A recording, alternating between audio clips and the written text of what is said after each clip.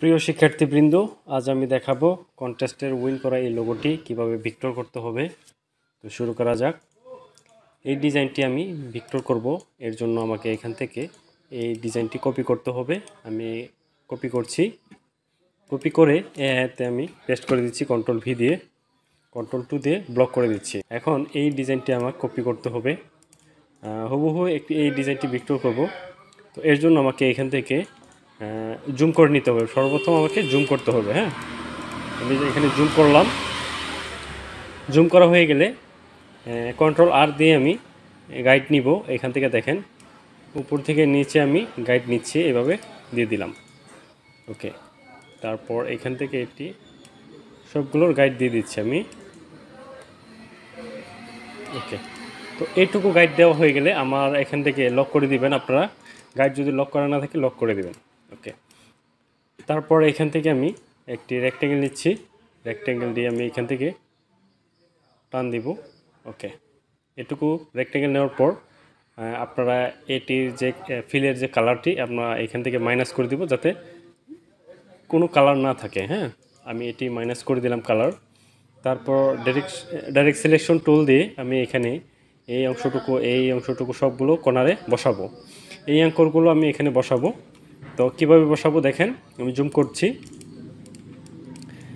এই যে এই ডাইরেক্ট সিলেকশন টুল দিয়ে এইভাবে টান দিব। টান দেওয়ার পর শিফটে ধরে দেখেন, শিফটে ধরে আমি এখানে বসাচ্ছি। তারপর নেক্সট এই অংশটুকু আমি একটা ক্লিক করে জাস্ট এখানে বসাচ্ছি, আর উপরের অংশটুকু সেমভাবে শিফটে ধরে এখানে বসাচ্ছি। ওকে, এটুকু হয়ে গেলে আমি ভিতরের অংশটুকু আমি ঠিক করব। এখন এর জন্য আমাকে এখান থেকে একটি অ্যাঙ্কর নিতে হবে। দেখেন অ্যাঙ্কর নিচ্ছি আমি, অ্যাড অ্যাঙ্কর। এখানে অ্যাড অ্যাঙ্কর দিয়ে দিচ্ছি, এখানেও অ্যাড অ্যাঙ্কর দিয়ে দিচ্ছি। দেওয়ার পর এই অংশটুকু আমি 2-3টা অ্যাঙ্কর অ্যাড করে দেবো। এখান থেকে 2-3টা অ্যাড করে দিলাম। দেওয়ার পর আমি এই অ্যাঙ্করটি ধরে আমি উপর নিচ্ছি। ওকে, এটুকু নেওয়ার পর এই অ্যাঙ্করটুকু ধরে আমি এভাবে নিয়ে যাচ্ছি, আবার এই অ্যাঙ্করটুকু ধরে এখানে নিয়ে যাচ্ছি। তো এইটুকু কমপ্লিট হলে এই অংশটুকু এখানে এবং এখানে দুইটার জন্য আমি এখান থেকে অ্যাড অ্যাঙ্কর দিয়ে দিব। এইখানে একটা ক্লিক করব, এখানে একটা ক্লিক করব। ক্লিক করে আমি উপরের অংশটুকু আমি ঠিক করে দিব। ওকে, ঠিক করে দেওয়ার পর নিচের অংশটুকু আমরা এইখান থেকে একটা গাইড নিয়ে ঠিক করে বসাবো। জুম করি, সিলেকশন টুল দিয়ে টান দিয়ে এভাবে বসাচ্ছি আমি।